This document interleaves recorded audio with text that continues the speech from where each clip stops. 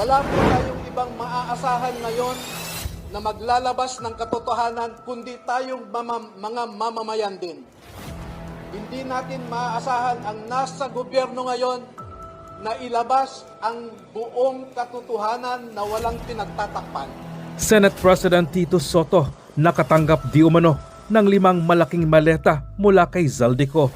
Lumutang sa joint affidavit ng 18 miyembro ng Marines ang pangalan ni Senate President Tito Soto, kaugnay ng umano'y serye ng pagdi-deliver ng malalaking halaga ng pera sa pamamagitan ng mga maleta. Batay sa dokumento, partikular ng binanggit si Soto sa item 43-E ng affidavit kung saan inilahad ng mga affiant ang umano'y personal nilang naging papel sa pagdadala ng pera. Ayon pa sa affidavit, kasama nila si Zaldico ay nagdi-deliver sila ng pera kay Senate President Tito Soto ng 5 malaking maleta sa kanyang opisina sa isang building sa Baclaran.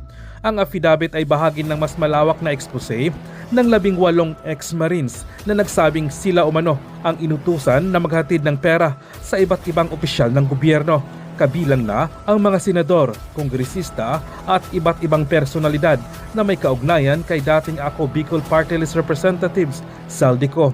Ayon sa dokumento, ang mga perang dinadala ay inilalagay sa malalaking maleta, medium-size na maleta, paper bags at envelopes, at inihahatid umano sa mga opisina, bahay at eksklusibong townhouse sa Metro Manila.